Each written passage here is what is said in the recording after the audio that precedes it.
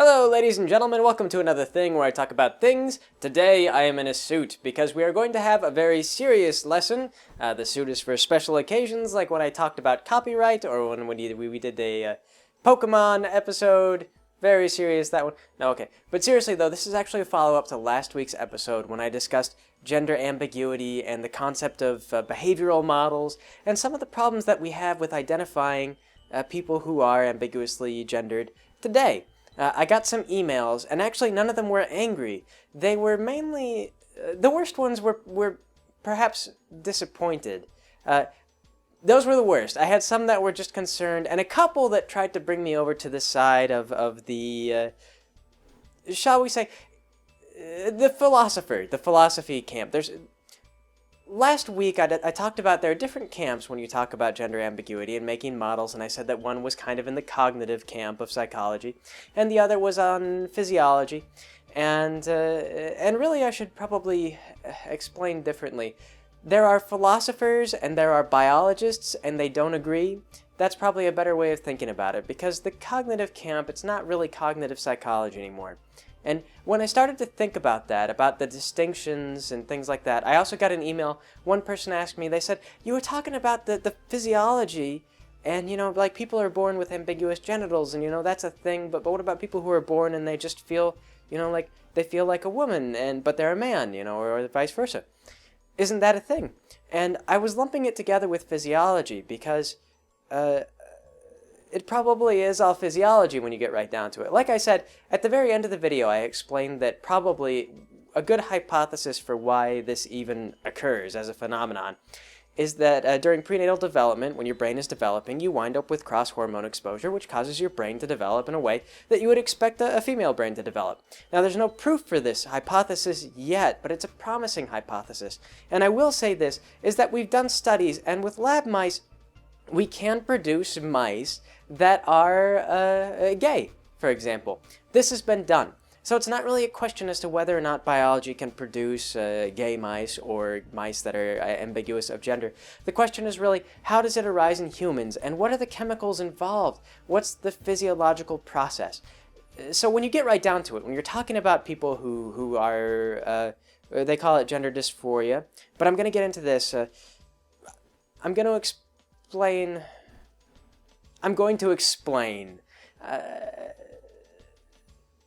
where shall I start? Well, we'll start with the basic explanation, a basic overview of psychology. And this is going to be a long episode. We're going to be doing a full lecture, in depth, a great deal of information to cover, but we'll start with psychology. Now, the biggest problem facing psychology in general is figuring out how to classify diseases. Now, because we still can't look into your brain and see what's necessarily wrong with you, it's very difficult to call diseases anything.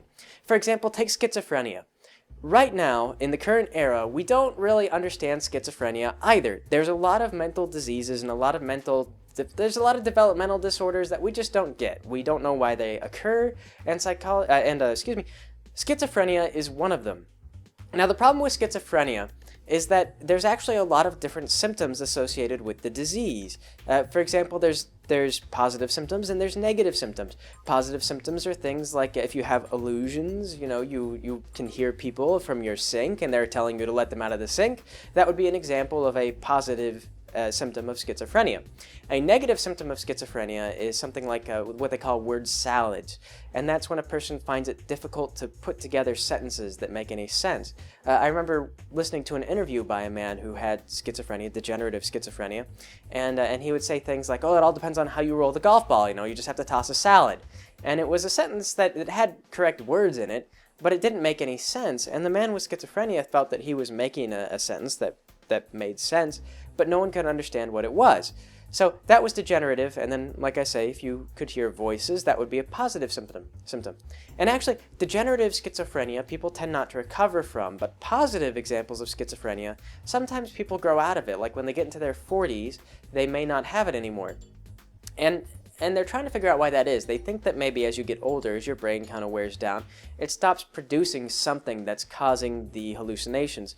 It might be dopamine, is one hypothesis, because they find that if you give someone too much dopamine, then that can cause their brain to produce hallucinations. But that may not be the case. And in fact, you might have multiple causes. There might be multiple things that could go wrong that would produce these various hallucinations. And this is the issue that you get into.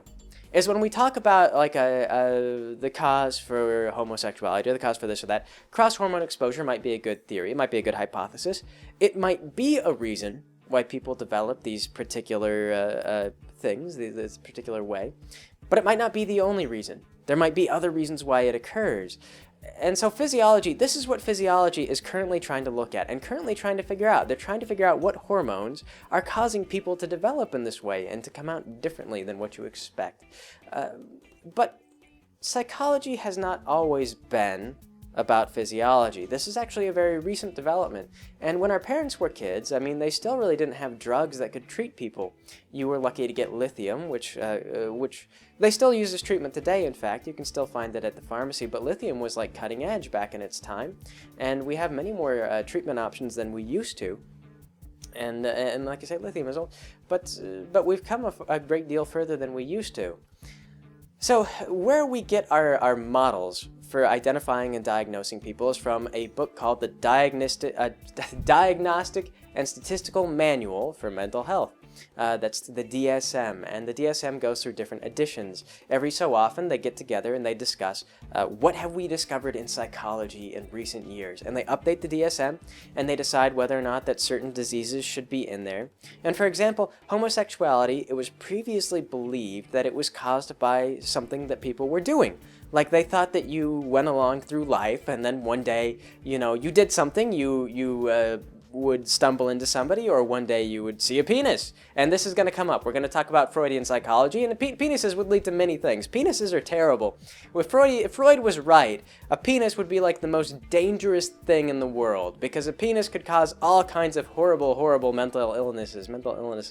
But yes, homosexuality used to be in the DSM as a disorder, and it is no longer. Because we've come to realize that it's just something the way people are born and they develop and then they are gay. And then they continue to live. They're not hurting anyone. They get along fine. And as long as society isn't giving them trouble, then they really tend to be just normal functioning members of society. So it's not considered a disorder anymore. And so someone asked me about that. They said, you should really bring up, and they talked about it being a disorder, and they said, why don't you bring up this stuff, gender dysphoria and all that. And I didn't refer to gender dysphoria or anything like that. First of all, because it might be confusing to people who don't know what gender dysphoria is. Second of all, because what we consider to be a disorder is subject to politics and change. So with this sort of thing, we're just sort of like people are born and they develop differently, and this is all we can say. It might not be appropriate to call the idea of being transgender a disorder, because for the people who it affects, it's really not fair to call it a disorder if it's something that we can't treat. I mean, if it's just like this is how you are, and this is it, this happens to some people, it's a thing that we just have to accept, then it's not a disorder as long as people can live their lives happily. To whatever degree. But that's the problem, though, is that it's a rather more abstract and more complex issue, is that some people really are not very happy at all, and they are seeking treatment. That's why we have things like gender reassignment surgery. But anyway, though, the DSM is what decides what is and is not a disorder, and there are still a number of controversial disorders within the DSM. Some people like them, some people don't, but they're meant to give a model, a sort of framework for psychiatrists to use, and if someone is suffering from something, it's hopefully in the DSM and we can figure out what it is. And like I say, though, they're all models. And right now, the models are not perfect. We don't know why a lot of things occur. We don't know exactly why depression occurs in everyone, but we have models for treatment and identification now, and those are in the DSM. So if a psychiatrist is interested in treating depression, then there is a model in the DSM that they can use. But we haven't always exactly had a model. Psychology has developed quite a lot.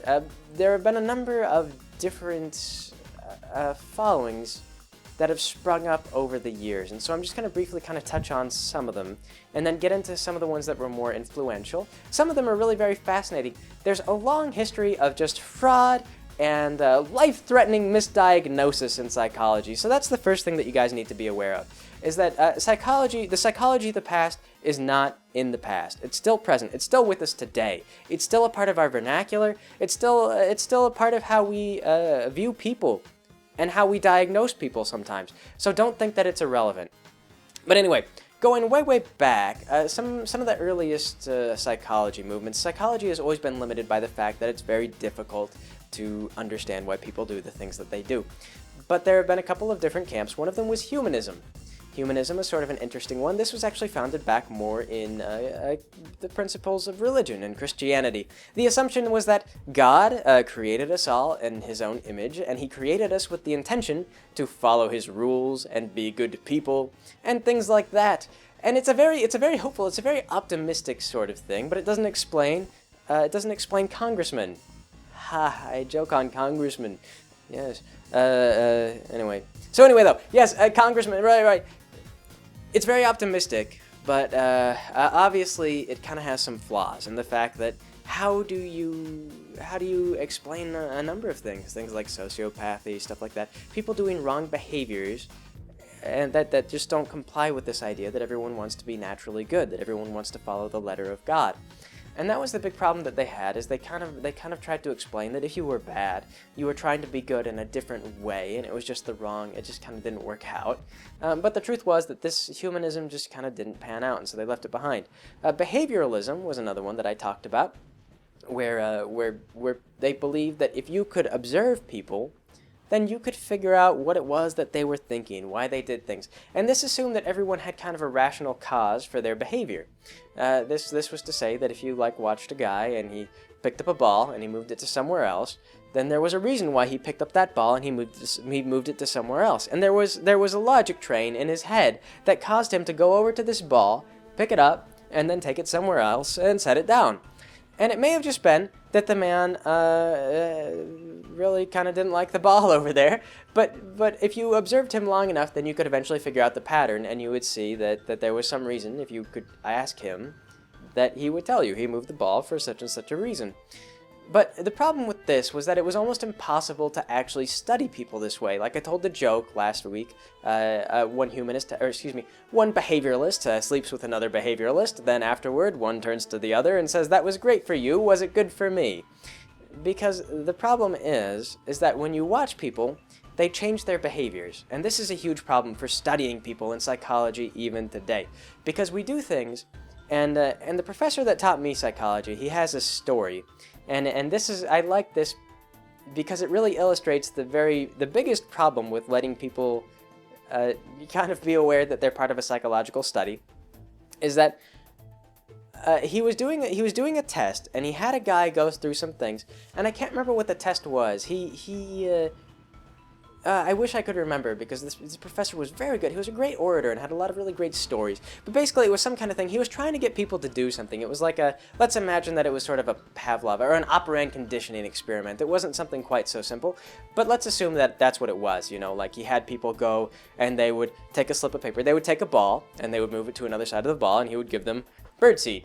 And then people would be very happy with the birdseed because they could take it home and feed the birds, because, everybody likes birds. So anyway, though, he was doing this, and so people would take the ball and they would move it and they would get the birdseed and they would say, "Oh, thank you, Professor, I appreciate the birdseed." And they would go home. So he got one guy, though, who came in and he just refused to move the ball. And he knew he would get birdseed if he moved the ball. He knew what would happen. And so he just didn't do it. So my professor sat down with this guy, and he interviewed him. He interviewed everybody after the test, and he said, "So, why didn't you move the ball?" And so the guy replies, he goes, "Because fuck you, Holmes." And that was it. And so my professor, he coined that phrase. He goes, "I call it the fuck you, Holmes effect." In psychology, is when you get people and you put them in a room and you watch them and you try to get a certain kind of behavior, or you're expecting something, people will sometimes want to run contrary to your expectations on purpose, or they want to follow your expectations. That when you set up the experiment and they kind of figure out what you're doing, then they'll try to do it. They want to live up to what you're expecting. They want you to be happy. So this is truly terrible. It's sort of a misguided hope to do what you want. They do what you want. And it screws up the whole experiment. In fact, I remember I kind of had something like this once, where during my education in college for this sort of thing, they actually had me I had to go do experiments. I had to sign up. This was required. So I went to a guy's experiment, and he sat me down, and this kind of cracked me up, because he told me they would teach me how to either forget something permanently or remember something permanently. It was up to me. And I said, okay. And then they said, so what would you like? And I said, well, teach me how to remember stuff permanently. I'm a student. That's what I'm going to need to know, right? And they said, okay, all right, we'll do that. So what we're going to have you do is we're going to have you listen to a radio show. And this is actually, it wasn't aired, but I'm going to have you listen to this radio show. And then afterward, I want you to open up this manila envelope I've given you. And it's got just a questionnaire on it. And if you just fill out the questionnaire, then that would be great, and then we'll be done with the experiment. So I sat down and I listened to the radio, and you could tell that the radio broadcast was very amateurly put together. It was very slow. It was very boring. The speakers were very monotone, and it was a sob story about this woman whose parents had died, and she was looking for help to get through, and she was like looking after her kids. But it was all just sort of like, it wasn't very emotionally compelling, and then at the end, she begs for help from the listener. And so in the questionnaire, it asked me if I would be willing to give my name and address, and if I would help out. And so I put I thought about this. I actually agonized for a while, because I thought about it. I was like one of those things where I thought, this is probably an experiment. Like, this is probably a test. They're probably testing the bystander effect or something like that, and they're trying to see if I'm going to go for it. And I don't know. And so I thought about saying no, because I was like, do I really want to be bothered with it? But the bystander effect is a real thing. I really should. And so I finally put it down. I went ahead with this thing, and I said, all right, fine. I'll give my name and address, I'll send letters or do whatever help. And so then they came back in, and they said, so would you like to permanently remember this radio broadcast, or would you like to forget forever? And I told him, forget forever. And he looked very pleased with this, because I could tell this was... like a lot of psychologists still kind of get into Freud and stuff like that, and they still want to kind of prove that Freud was based on something, and when we come to Freud, I'll explain it's really not. But some psychologists still want to believe that he had something. There was surely that it wasn't all just case studies. There must have been some empirical data. And so they're trying to empirically prove that maybe some of this is right. Or maybe he was trying to prove it was wrong. But he just looked so happy because I had heard a sad story and then I wanted to forget, is what he thought. And so then he interviewed me. He goes, so why do you want to forget this? And I said, well, it was really boring. And he goes, oh. And I go, yeah. And also I figured out it was a test. And so I didn't really know for sure, but I figure, I don't really want to remember this all that badly. So he sent me on my way, and it turned out that there was no, this lady had not existed. Her family was still alive, presumably. And so I gave a very contradictory, probably, my data point was probably an outlier that I hope that he threw out of the test because it made no sense whatsoever. They were going to send me letters and be like, help out with this. And if they had really been able to wipe my memory, as they said they could, which I didn't believe from the start, then I would have just been confused. So what is this? So yes, the effect of study in psychology, it's very difficult like that because you get people like myself who figure out the study and then try to think their way through the study in accordance to what they believe the researcher wants to see, hear, or have you do. And so it can really screw up your test results. So yes, behavioralism, that sort of thing, was exactly why behavioralism just did not work, because people change their behavior when you watch them. Yes, so there are some other perspectives, but I don't really recall all of them off the top of my head. And like I've said in videos past, it was the textbook for that. I wish I'd hung on to it, because if I could have just brushed up on that chapter, they had a whole list of early psychological models and reasons why they have fallen to the wayside. But we'll move right along to Freudian psychology, Freud. Now, Freud is truly beautiful because the guy was a madman. And Freud came around, there was a fair number of popular frauds at the time. For example, one really great story is of the psychologist Mesmer, which you might know, you might recognize. It sounds a lot like mesmerism, doesn't it? Well, it turns out that's where the phrase mesmerism comes from, because Mesmer was a psychologist who believed that he could treat mental illnesses with magnets. And so what he would do is he would make you sit down in a bathtub, and I'm pretty sure he would fill it up with water. I can't recall, I might be wrong about the water, but he would make you sit down in a bathtub, and he would run the magnets up and down your body, and the magnets supposedly would cure you of all your mental illnesses. And he believed really strongly in this. He wasn't intentionally a fraud. And this was how he got recognized widely as a fraud, because he really believed in this. And what he would do then is he would get people to come and test out this theory, and he would do the magnets thing, and then people wouldn't feel any better at all. And he would say, oh, well, we must not have done it right, and he would try, to do it again, and it would never work. So he got to be well known. There were people who would swear up and down on it, and they would say like, oh, it worked for me, I feel much better. We call that the placebo effect these days. But back at the time, it was called mesmerism. When you fell for Mesmer's stunt and you became mesmerized, then you believed that you'd been treated, even though all common evidence proved that really you hadn't been treated. So mesmerism, today we refer to that when you get hypnotized, you've been mesmerized. And of course, hypnotism, also one of those things that just doesn't hold up under the empirical method. People can't really be hypnotized. You can be mesmerized, you can be convinced that you were hypnotized, you can be brought to believe that such things are possible. There are all kinds of magic tricks that make hypnotism appear as though it's real, but really, truthfully speaking, you cannot hypnotize people, not unless they want to be hypnotized. So that means that if you ever had a friend get up and strip down naked after a hypnotism, then that means that they wanted to get up on the table and strip down naked. That was something that they consciously did. So you can hold them to that if you've ever seen that sort of thing. If you've ever been to a Vegas show where people have done that to you. If you ever saw, what is that horrible movie that came out, Now You See Me, where they had the hypnotist, or Now You Don't See, I can't remember what it was. There was a horrible movie recently that had a hypnotist, and it was so full of crap. Anyway, though, so, yes, Freud came around during this era of frauds, when people were kind of coming up with new and interesting ways to be frauds in the field of psychology. And Freud was really, he's kind of the king fraud of psychology. And some people aren't going to like this, because you can still get a degree in psychoanalysis, but this is just the basic truth, is that Freud was not a scientist. Freud was a philosopher. And you're going to find actually a lot of people who think of themselves as psychologists are actually philosophers, and they don't really do any scientific inquiry. They mainly just come up with philosophies and then assume that people are going to fit the philosophies. So Freud was a philosopher, and in fact, actually, when he first came up with his theories, he was totally laughed out of the place, because what Freud originally proposed was that everyone was sexually molested as children. And this is what caused us to develop problems later in life, is that we held on to this memory of being molested, and when we got older, they were hidden, below the surface of our brains, and that would cause us to go insane.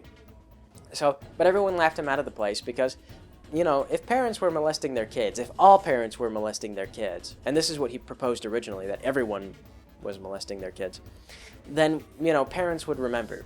Because why would the parents forget that they had done that sort of thing? There really wasn't any way to explain it.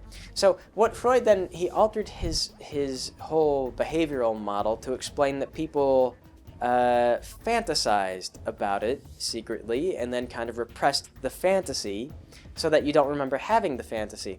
And this was a fantastical sort of thing to do, because it created a theory that could not really be tested, no matter what you did, because anytime, if you became aware of your desire to do penis things, then you would immediately forget that you had that desire, and no one could bring it to surface.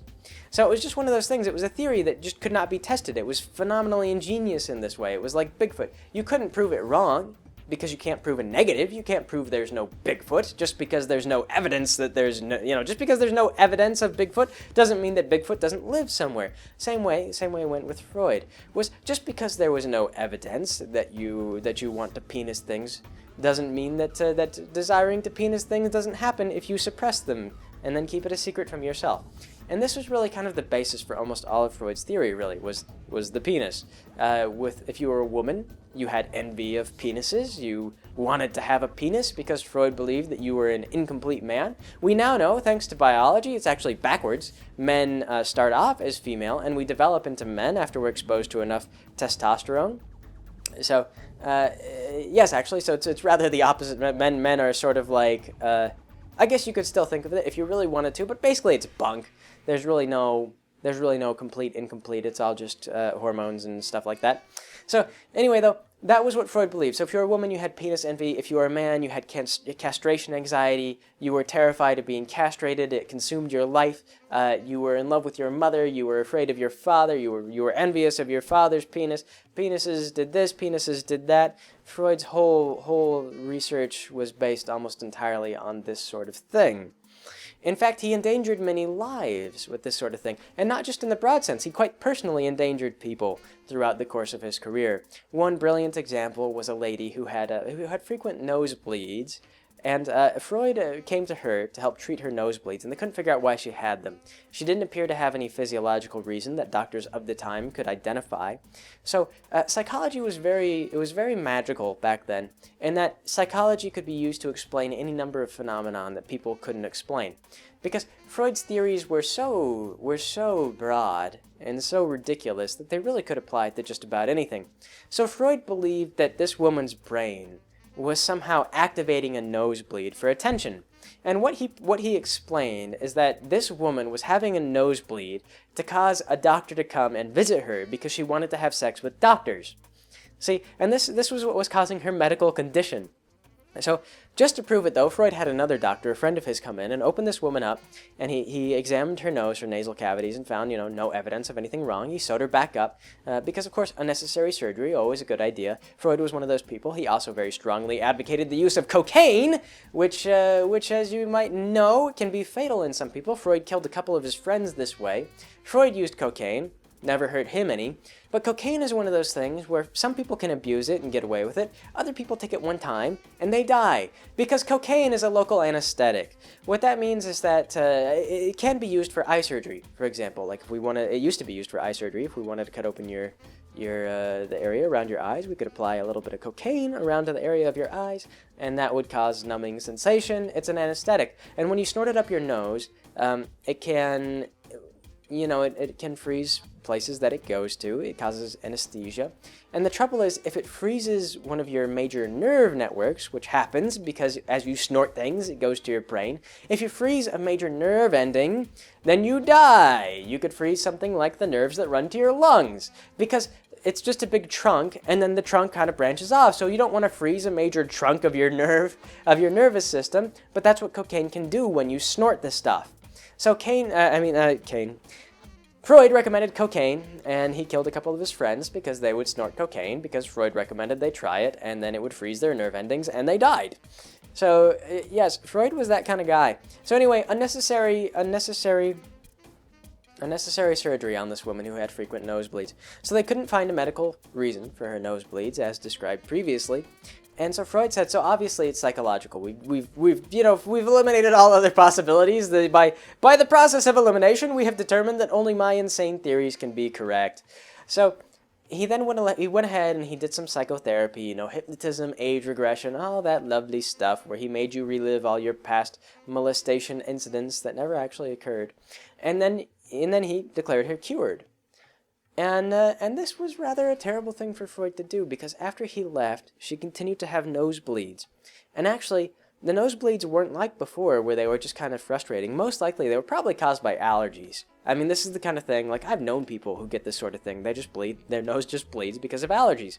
And they wouldn't really, it's just one of those things. So she probably just had allergies before, but now she was bleeding profusely. And the bleeding wouldn't stop. And so became a real problem. And this woman actually nearly died. She passed out from the blood loss at one point. And so they rushed her off to see another doctor. The doctor cut open her nose and examined her nasal cavities. And what they found was that a bunch of gauze had been sewed up in this woman's nasal cavities and just left there. So the doctor that Freud hired to examine this woman had apparently done a rather shoddy job. He had cut this woman open, and he had left gauze in her nose. So that was the kind of guy that Freud was. He declared this woman cured of her nosebleeds when in fact he nearly killed her with nosebleeds. He did the exact opposite of what he reported. But his case study, which he published, reported her as cured. He never did a follow-up with this patient, and this was very common. All of Freud's studies were case studies, oftentimes where he didn't follow up to see if his practices had any long-lasting effects. He would just declare people cured and then move on. It was done. He was like Mary Poppins. He'd fixed you. He no longer needed to be here anymore. He just flew away on an umbrella, and you never saw Freud again, except for in the tabloids and the newspapers and everything else. And this is one reason why, even in his day, Freud was kind of hated by a lot of people. Because he would do these things and stories were circulating around. There were plenty of people who knew that Freud was full of crap, and he got teased a lot in popular media and among those who had been treated and for whom the treatment failed. Not only that, but Freud also created a lot of different branches of Freudian psychology. So there were once Freud moved on, he had people who had studied under him. And Freud really didn't have any kind of methodology. This is the thing, is there wasn't really consistency because every case study was different. Freud came up with a new reason for people to be ill, and he invented totally new illnesses. And his followers continued to do the same thing. And they tried to create models, but most of the models were just, again, based on case studies, and they didn't do empirical testing. And so this is why I say they were really more like philosophers than they were like scientists, because they didn't really do any science. They just came up with these compelling emotional narratives to explain why people would have these disorders. And some of them were more sensical than others, but a lot of them were just silly. And sometimes they caused real harm and damage to the people who they were supposed to be helping. So that's Freudian psychology in a nutshell. Still practiced today, sadly, but mostly not in medicine anymore. It's hard to find a psychiatrist who will still practice Freudian psychology, but it still comes up. Now, after Freud, we kind of moved on, and it took us a very long time to get over Freud. I mean, this was only like 2 generations ago, I think, that we were still doing Freudian psychology. But the next generation of psychologists actually were cognitive psychologists, and this was about when they started to realize that Freudian psychology was just not working, and they needed to start applying the scientific method to psychology if they were going to be doing anything.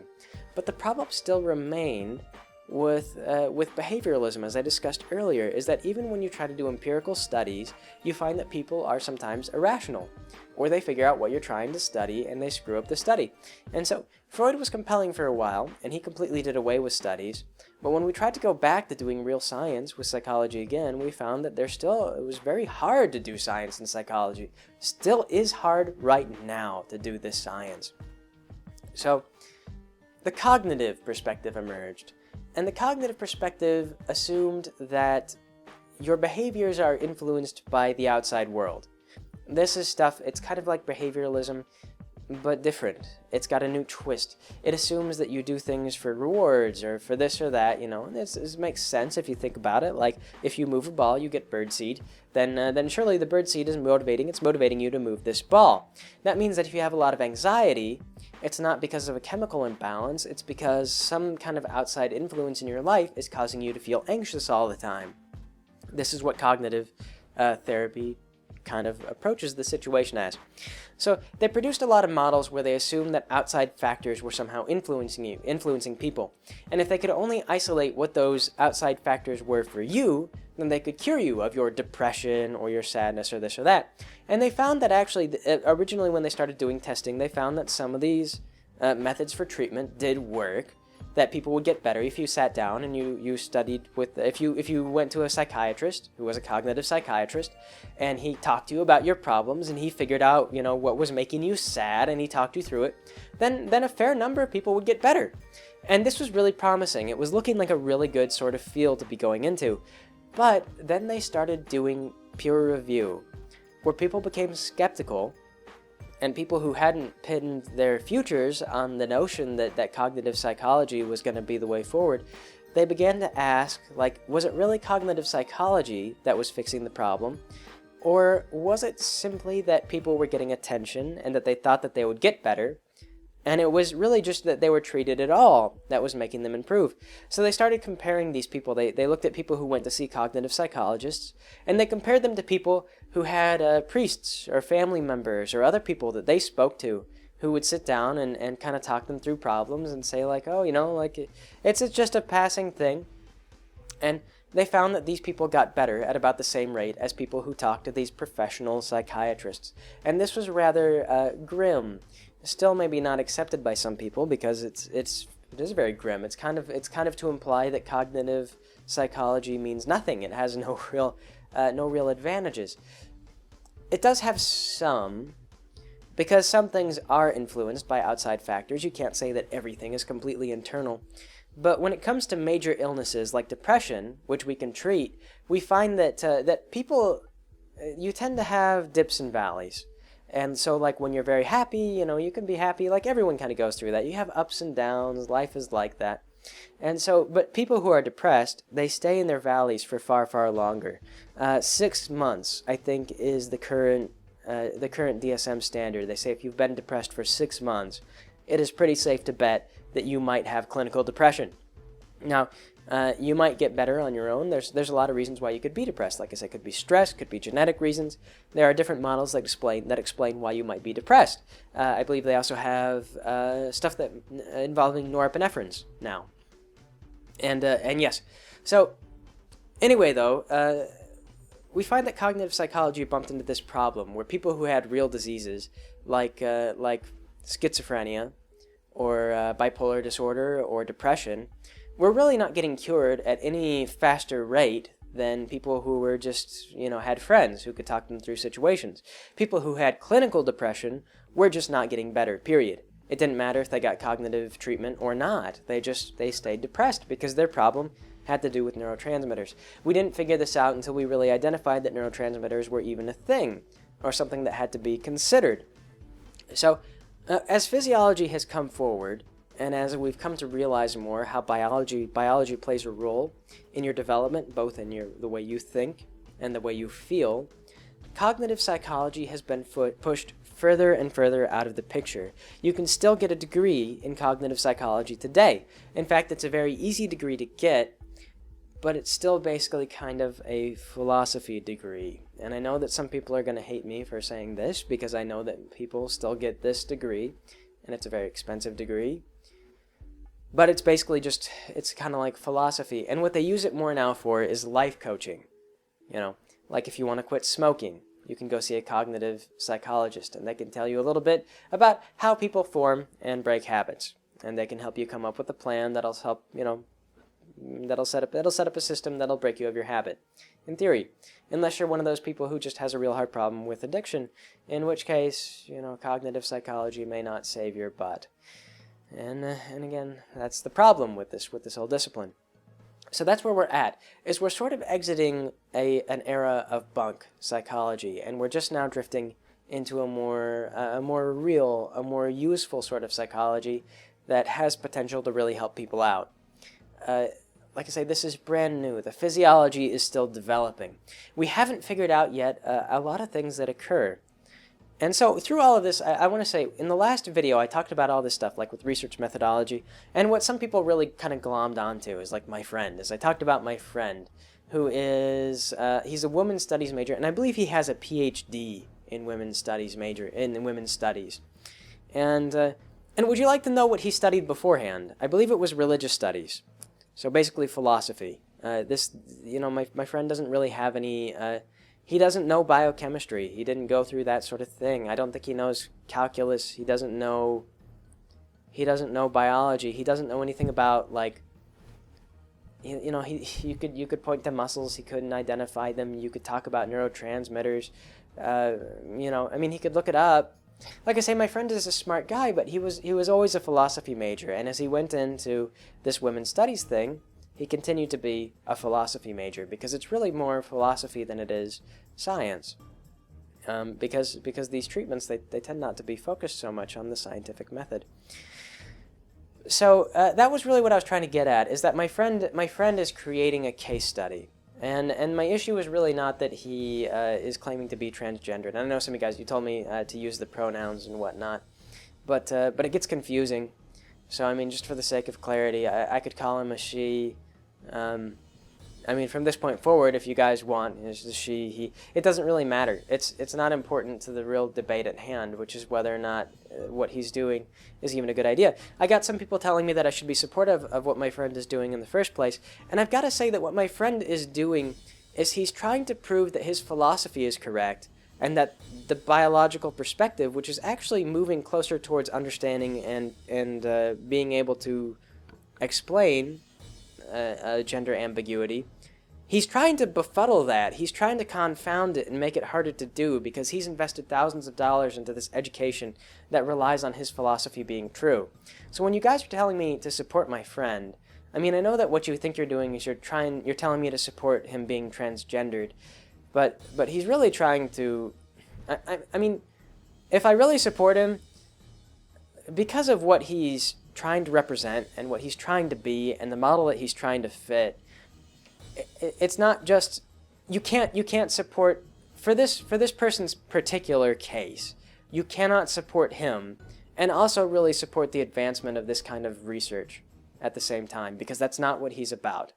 And I don't know what to say. It's really not an issue of whether or not it's right or wrong to be transgender. It's really more of an issue of the research methodology and whether or not case studies should be regarded so sincerely, because while emotionally compelling, it's how Freud nearly killed people back in his time. So, and the reason why I tell you guys about cognitive psychology is because you can actually see a lot of it in very dogmatic feminism today. As notice how I explained to you that in cognitive psychology, you are altered by outside factors, right? Like society could make you depressed, right? And if we could just change society, then you would no longer have depression. Well, gender studies and sex in general, especially in the United States, we tend not to talk about it very much. We're very squeamish about sex. We don't like to talk about it. Some people, I remember I did a presentation about development in gender development, actually. This was something because I really find it a very fascinating subject. When I talked about Viagra, how it was discovered, its invention, what it's useful for, and the fact that, ladies, you can get erectile dysfunction.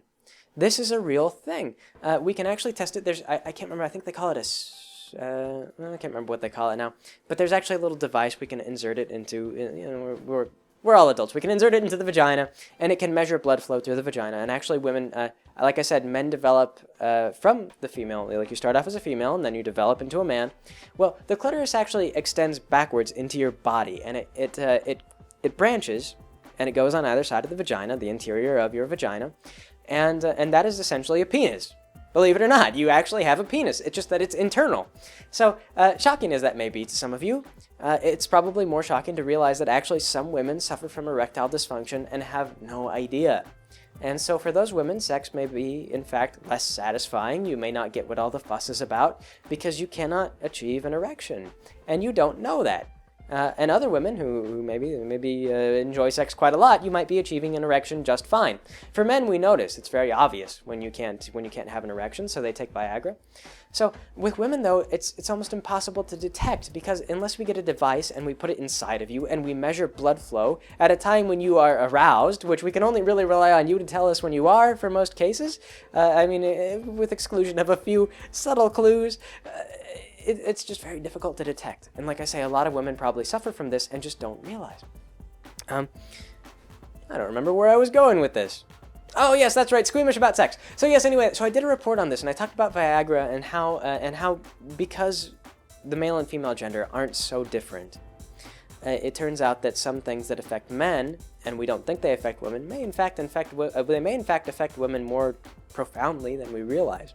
So I did a presentation on this for a biology class, and I remember that this girl gave me just this stink eye of loathing after I talked about all this stuff, because it was about sex and it was about gender and it was about how women technically have an internal penis when you get right down to it, and she just did not like that. And you find people in the U.S., like I say, in the U.S. particularly, other places as well, but specifically as far as developed nations go, the U.S. is very squeamish about it. We don't like to talk about sex. So we have less research on it. We have fewer people investigating into this sort of thing because we kind of don't want to hear about it. We sort of plug our ears. It is scary and bad. So what has happened is that all the philosophers who are kind of into cognitive psychology have sort of drifted more into the study of gender and sex and stuff like that, because there's not really a lot of hard science there to explain a lot of the things that we get into. We could talk about things like a woman just doesn't enjoy sex, she doesn't want to have sex and all that, and physiologically you might be able to explain it with something like, well, you have erectile dysfunction. It's very tragic, but if you take Viagra, you might just be fine. But but we don't really do that because it's very hard to detect. We don't discuss it, and a lot of people don't know about this sort of thing. I mean, you could go to a crowd and say, how many people realize that women get erectile dysfunction? Let's see a show of hands. In a crowd of 100 people, I would be not shocked if nobody put their hands up. I'm pretty sure everyone would just stare at you in stunned silence. But that's the nature of biology.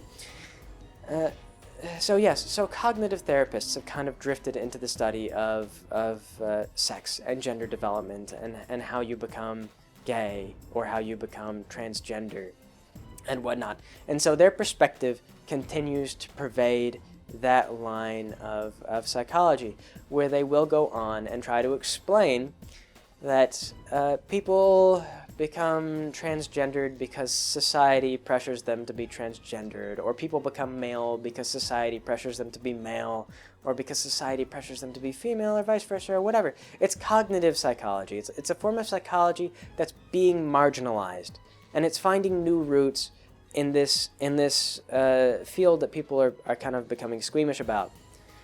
And this is really sort of terrible, but what's good about it, though, one of the few things that is good about it, is that as they start to make really outrageous claims, we start to be taking a closer look at some of the outrageous claims. We're starting to talk a lot more about transgendered people.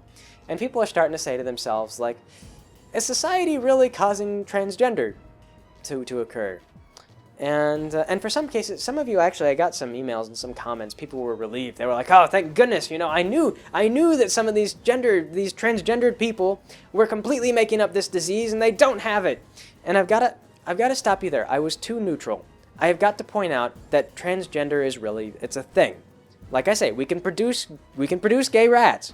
We can produce transgender rats. We can do it. We can get rats that behave in ways. We can get animals that behave in ways that don't line up with their gender, just by kind of messing with them. One way that we get gay rats, for example, is by inducing them to stress, and you just get a higher incidence of rats that want to mate with the same gender. And I have a hypothesis, a personal hypothesis. I think that maybe that occurs because when your population is under a lot of stress, you don't want to grow the population. Maybe you're in a food shortage, something like that. Having continued population growth would be bad for you. And so maybe your body just kind of kicks in, and that could be why we have more could be why stress has that effect. I don't know. This is just my hypothesis, and I have nothing to test it with. I am not a psychologist, but it could be someone else's hypothesis. Someone else might be trying to figure out a way to study it, but I don't even know how you would study such a thing like that. They've done some statistical data on this. Of course, I'm not the only one. I've looked into it. They've done statistical data, but statistics really only give you a good way to form more hypotheses. They don't give you good empirical data. So, yes. But anyway, though, so we can produce transgender rats. We can produce gay rats. This is a biological thing. That also means that there is such a thing as people who have brains that have developed like women, and they might be men. So I am, to those of you who are a little bit excited because I cast doubt on some of these people, I'm afraid that there really are people who are affected by the whole transgender thing, and it is a very serious thing in their lives. I mean, you have to imagine. This is a little bit of a comedic take on it, but I feel like, emotions are a good way to memorize things, so take it for what you will. This is actually this is a little bit like joking about cancer because of how hard it impacts people's lives. But just imagine that you were born, and you're going along, you're a young child, you're healthy, everything's great, except for when you were young, before you can remember, your dick fell off. And you're a young man, but you just, you don't have a dick. And this has been kind of a strange thing, throughout your whole life, but it's not too strange. I mean, like the urinals. You never really understood why people have the urinals. You assume that maybe people kind of use them out of practice, like maybe if you aim really well, then the urinals are great, but you never practice that sort of thing. And it's not weird as you're too young. But as you start to get older, you have that day when you finally go to middle school and they make you take gym and they have a swimming session of gym. And of course, the gym pool is always full of chlorine. They dump tons of that shit in there. I remember that when I was a kid, I would go into the pool and my skin would actually welt up from how much chlorine was in the pool. They were really determined to make sure that pool was clean. So after you get out of the pool, you have to go take a shower. And that's when you realize that you don't have a dick. And everyone else does. All the other guys have a dick, and this is kind of a shock. And of course it's not quite as blunt as this, but it's really rather a bit of a shock, but it sort of makes sense somewhat, because the guys used to make jokes about their penis a lot, and to them it wasn't really that often, but to you, it always kind of was, because you never really got the jokes. I mean, all these things, about like slamming your dick in a car door, that could never happen. Or so you previously believed, and you never really fit in with their humor. You never really got it. I mean, you were always kind of awkward around the guys. And like I say, they never really seemed to realize how frequently they talked about dicks, but you sure as hell noticed how often they talked about dicks. And then when you start to realize that you don't have a dick and they do, it becomes that much weirder, because these are all your guy friends are still your guy friends, but more and more you start to become self-conscious about yourself, about you sort of doing things that are different than what they're doing, and they have their, like you get a girlfriend, and then the whole thing with her is just kind of a little bit different, because she sort of was hoping that you had a dick, and you sort of don't have one, and things become a little bit strained. It gets difficult. Your interpersonal relationships don't work out so well, and then she tells everyone you don't have a dick, and then everyone starts to ask you. They say, "Hey, buddy, why don't you have a dick? What did you do?" And you say, "I don't know. It's always just been that way. I don't have one. Why do you do it? Like, maybe some people just don't have dicks. Is that weird? I don't know. Is that weird?" So you go to see a doctor to see if it's weird, and the doctor says, "Well, what did you do?" And you say, "I don't know. I've just never had a dick. Is that weird?" And the doctor says, "That is weird." And you say, "Good. That's kind of what I thought. Thought it was weird. That's why I came to see a doctor." And the doctor says, "Yes, well, the real thing is that dicks are a social construct. So I think you'll be fine if you just come to understand that all of society needs to change to recognize that you don't have a dick. And if we can just make all of society change to fit you, then everything will be perfect." So you can't do that. So what you do instead is you go and you look for friends who are just going to accept that you don't have a dick, and that's normal. So you start to meet people who just kind of don't accept that you have a dick, and then but you find out that some of them are weirdly intrigued by this fact that you don't have a dick. And it's just always one of those things. It's always been kind of a hurdle for you. It's something that you don't really like. You're not happy about it, but you find that your friends kind of like it. They sort of romance it. They sort of want to not have dicks themselves. And so they start talking for you. They get up in public. They get on Tumblr. They make blogs. They start to talk about how not having a dick is a great big deal. I mean, they don't know. They just know secondhand from what you're telling them. But they think that they're really fighting the good fight. And they get more people into it, and some other people kind of come along, and they really like the stories that are being told, all these narratives. And for you, it was just your life. It's not that fascinating. But for them, it's a story. It's different. It's like a Hercules kind of thing. Like, oh, wow. I just can't believe that people go through life living like that. And because, it was really, aside from the extra stress and the depression, it wasn't too much different growing up. I mean, you were a person. After all, your gender doesn't really change who you are too much, except for just sort of some of your idiosyncratic behaviors.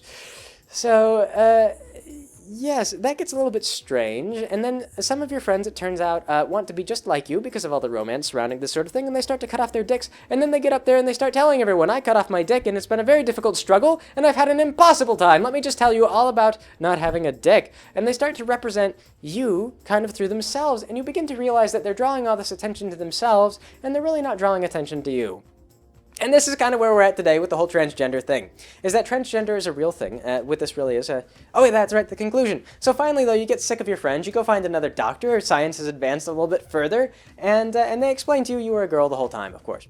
So, yes, that's kind of how it is. You think that these people, when you get into like, well, why don't they just call themselves transgender? Wouldn't that just be okay? And they don't want that, because it's like, imagine going your whole life and you never really fit in and nothing makes sense, and you kind of have all these natural inclinations that just tend towards the opposite gender, and then you find out that, like, oh, my brain, I have a woman's brain! Like, oh my god! I can't believe that's always been the case. I mean, I always kind of thought, but it was so weird, and I just didn't get it. And so imagine going your whole life like that. Like I said, the biggest problem that they run into is there's a very high suicide rate among people like this, because it's a very stressful existence. And I mean, like, a lot of stress leads to depression, and so you just get a very high suicide rate. It's kind of sad. And so they don't want to be, like, identified as, like, you're transgendered. It's one of those things that's like, no, like, really, I'm a woman. Like, in my brain, I'm a woman, and this is true. They really are. It's like they have a woman's brain. They just have a man's body. So it's like one of nature's really just kind of like cruelest tricks. And like I say, you get into this kind of thing. I mean, if you spend any time at all in a gay community, and Alan and I have, No. we have gay friends.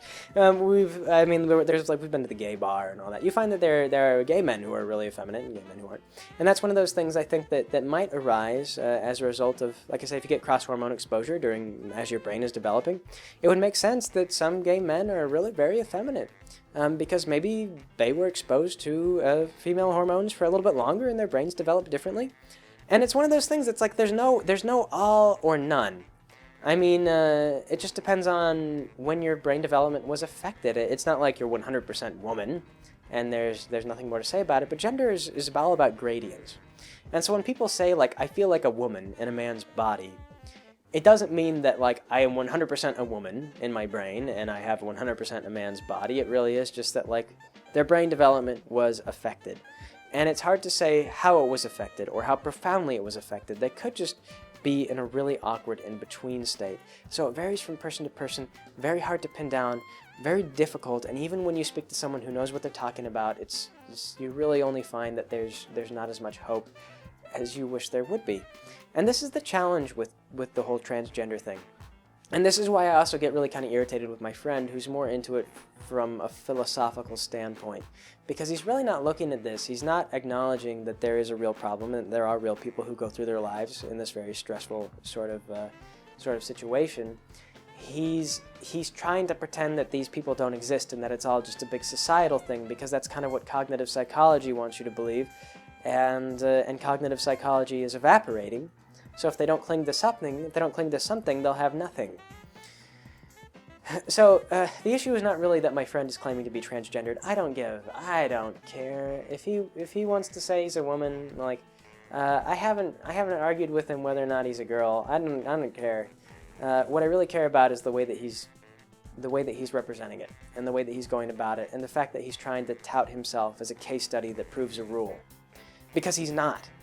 He's unique. He's part of a phenomenon that has appeared throughout the history of psychology. Whenever a psychological illness becomes popular in the media, and right now transgender is becoming popular in the media, you do get people who will claim to have the illness even though they don't have it.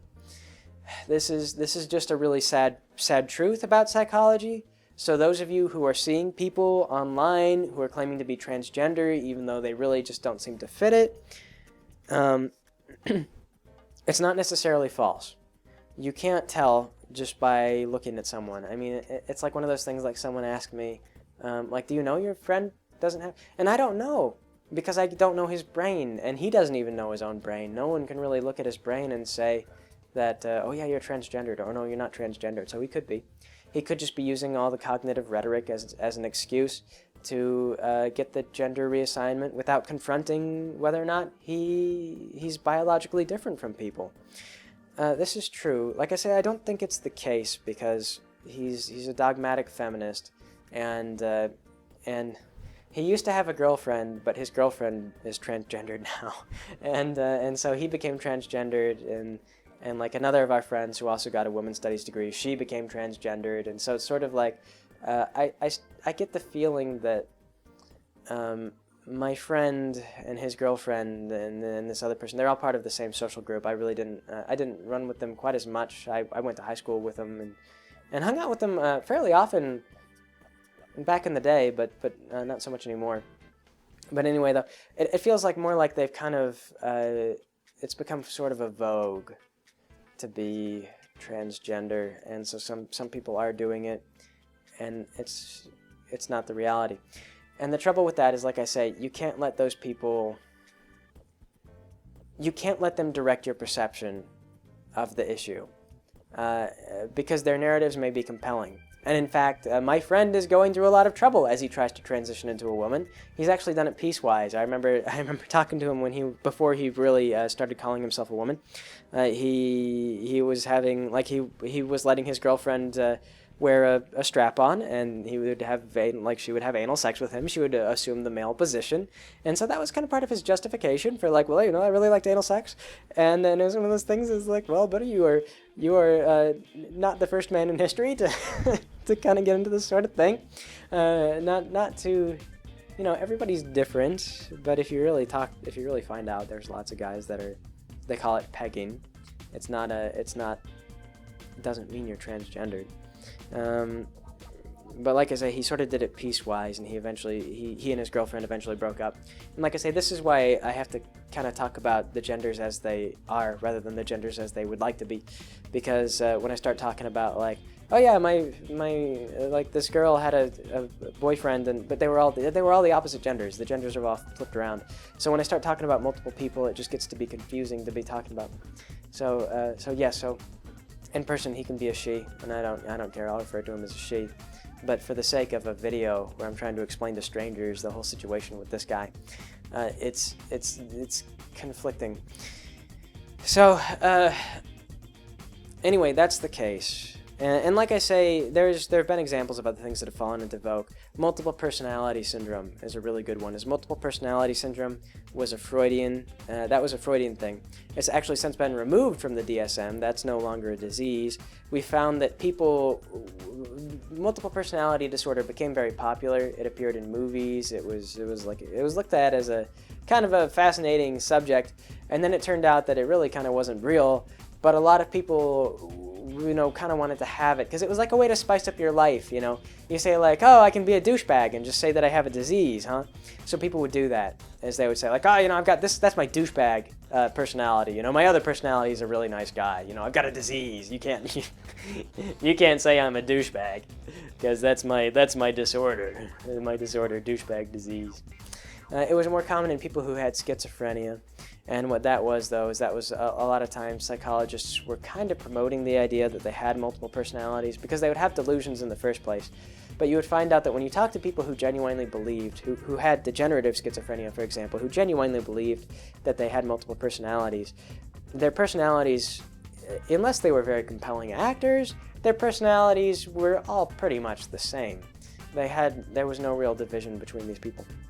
So multiple personality disorder was an example of a disease that was around for a while. Now no longer recognized, that people were just adopting for the hell of it. We know, I'm sure that you guys have heard of other diseases. Some people want to adopt Asperger's because, autism, some people believe that autism makes you creative, and so they say, like, I've got Asperger's, that's why I'm not social. It's a disorder. It's not that I'm just antisocial, I'm different, And they use it to kind of spice up their lives because it relies so much on self-reporting, and you can't really know. And it's one of those things like those terrible people who say that they have autism when they really don't. It doesn't change autism for people who really have autism. Just like people who say that they're transgendered if they're not transgendered, it doesn't change being transgender for people who really are transgender. They're real diseases. They're real things. People really deal with them. So, that is psychology in an overview. Like I said, the physiological perspective is slowly dominating and slowly taking over psychology. I believe that in a few more generations, I'm sure that these older models will still be present and still be trying to fight for a voice. But I think they'll mostly be discarded in favor of better empirical evidence and just stronger studies that really, actually produce models that work more than half of the time. And, that's where I feel like they go. We're probably going to break down a lot more disorders, a lot more concretely, though. It's probably not going to be depression. As it is right now, we just define depression as major depressive disorder, but we're probably going to get more into things like a lack of serotonin disorder, stuff like that, or lack of epinephrine disorder, things like that. We'll be able to figure out specifically what your problem is and what needs to be treated, and we'll call it by the name that it is. So, yes, that is psychology today. Like I said, not trying to marginalize anyone in particular or to try to imply that it's right or wrong or anything like that. I really just wanted to talk about the methodology and the hurdles that psychology has faced, and the development and where it's come from, where it's gone, where it's going. So those of you who are just tired of Tumblr feminists just banging that gong of like, you all need to respect me, learn my pronouns, do this, do that, even if they change society, they're not going to remove the hurdles that are present for people who genuinely who are genuinely transgendered. That will still be a disorder. What will hopefully happen is that as we come to understand the disorder more, people will accept it, and it'll be easier for people to find treatment. I mean, I rail on feminism, but like I say, good does come out of it just by having people talk about it more often, having people look for flaws in the argument. I mean, you find things like they talk about another thing that, like I say, society is affecting this or that. They talk about, you guys might have heard of rape culture, and this is really terrible. This is where they say that society condones and promotes rape. This is a dogmatic feminist belief, and it's very bleak. It assumes that people want women to be raped in kind of a way. I mean, it doesn't exactly say that, but it's kind of what it implies.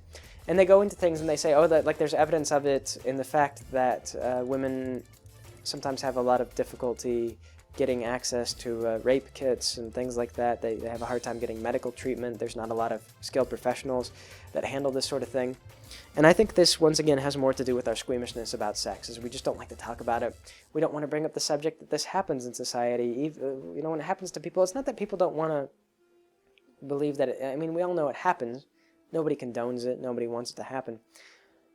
So I feel like the rape culture thing is flawed. But it has opened up dialogue. I remember on NPR they were reporting about it. They were just talking about, like, they didn't talk about rape culture. What they talked about was, they said, like, yeah, in rural areas, it's very difficult to get access to this kind of help, and so that's a problem. So some good things do come up. You may see these people, and they may be total donks, but for the fact that they're donks, they're really invested donks, and you can't discard everything they say, because some of their points are valid. Like when the rape culture thing, I think, is false, but the point that they bring up, that like we need to improve the way that we handle it, is probably pretty much true. So yeah, so you can't dispute all, you can't just discard all of it. Some of these guys who are pretending to be transgendered have done enough research into what it means to be transgender to actually know what some of the issues are. And the issues that they present may very well be true, which means that you can't completely discard their opinions and just say, like, oh, well, you're an idiot. You're not really transgendered. Because for people who really are transgendered, that is how their lives are impacted, for real. So some people may choose to suffer those things intentionally, but the people who don't choose it, they really are suffering those things. So similar stuff like that. So you can't discount. It's one of those things. It's like, some people really just want to say, like, oh, all Christianity is dumb, or all this is dumb, all this religion is dumb, all the Muslim religions, all the Jewish religion is dumb. You can't do that, because each and every philosophy has its merits, and there are reasons why people believe them. So you have to kind of look at them case by case and try and figure out, what are the problems really? Like, what is the real beef that people have, and how can we fix it? Because that's the way forward. The way forward is not to create an us versus them situation where you try to prove to everyone that culturally we're against one another. The real solution is to find the problem, figure out why we're having it, and then fix it. So that's it. That's my whole lecture on the overview of psychology. And I like I said, it's not going to satisfy everyone. I know there'll be some people who won't want to drop it because, like I said, it's a philosophy. And you can't change people. When people believe a philosophy, you can't change their philosophical beliefs completely. But if I don't change your mind, at least I hope that I can go along with some of what you want, at the bare minimum. And by throwing the bone and saying that some of your points are valid, then at least I can say that some of your points are valid. Just so long as you guys stay rational and objective, and don't try to villainize people who maybe really aren't villains, then things will work out. So that's it. Like I say, I hope rational, I hope kind to people. If you feel like I didn't represent you very well, I apologize. If maybe like I said, I hope the joke I told about transgender, like I said, it's a little bit like joking about cancer, because it's a disease. So I hope that was accurate enough. And that may be kind of interesting enough to stick with some people, so you kind of get a feel for what I'm getting at. It's more about understanding what we don't understand than it is about right or wrong. So that's it for today. I will catch you guys later.